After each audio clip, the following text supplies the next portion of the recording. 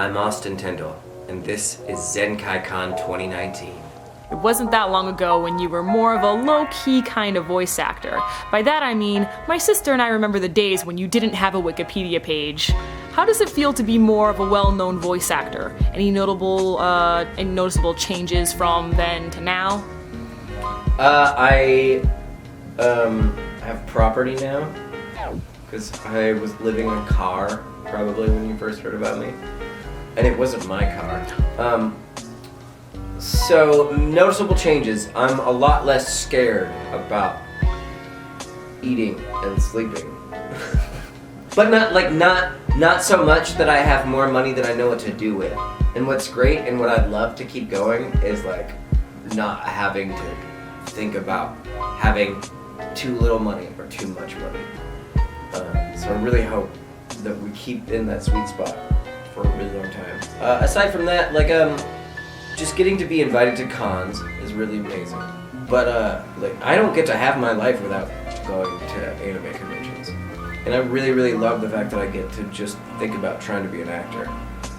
And financially that would not be possible if it wasn't the fact that the fans have basically cultivated and created this weird situation where I get compensated for being here.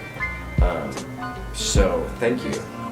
Kazuma from Defrag, Kiyoshi from Prison School, and Ayumu from This Is a Zombie. You're known for a lot of comedic roles. Was it a challenge going from comedic characters to Kaneki from Tokyo Ghoul? No, it was a blessing. I just finished Tokyo Ghoul, which is the biggest thing that I've done. Biggest, it's the most popular, and took the longest amount of time.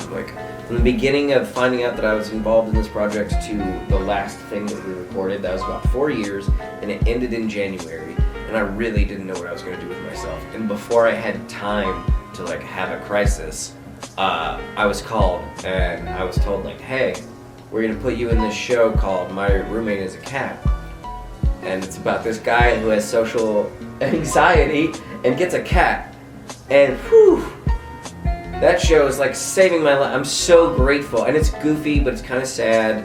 But it's also still goofy. And my biggest job as an actor is to be super sensitive, present, and aware, and respond naturally to the stimuli that I'm giving. And the beautiful thing about being an anime English dub actor is that all the shit's already been animated and scored. And so there's I don't think there's any other time as an actor where you get to just step into a thing that already is created and really get to pretend to be a part of it.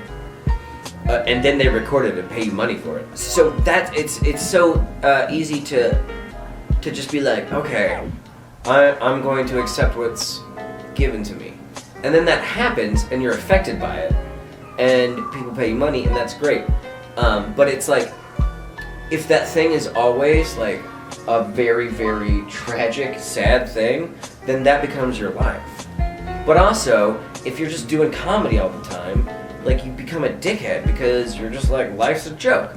So it's good to have a healthy spice of variety in life.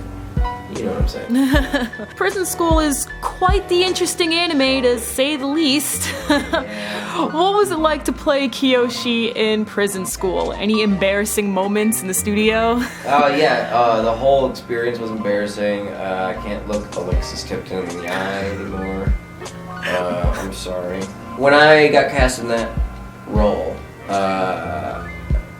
again, I didn't know what was going on, nobody told me. I showed up, they booked me for an hour, and I came in, and I assumed it was a bit part situation. And then I came in, we did 1 hour of that character, because the director decided to bring me in for 1 hour after casting me as the role, just to, I guess, see what was going on.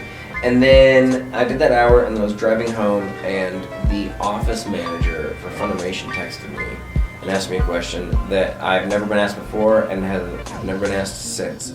And the question was what do you want your name to be in this role? Basically, do you want to admit to doing this? First of all, I didn't care that much, but also as if I'm gonna do that and be in an anime and you're not, either you don't know who I am and you don't care, or you know who I am and it's obviously me. But the ass monologue in that show, I am not ashamed of it. The only thing that's weird about that show is the theoretical sexualization of people that are really young. And everyone's animated to look adult, and everyone speaks like an adult. And I guess if it was like the movie Grease, where obviously everyone is in their 30s, it would be less weird. But, make them adults. They could still be funny. A lot of your comedic roles involve intense reactions and side commentary.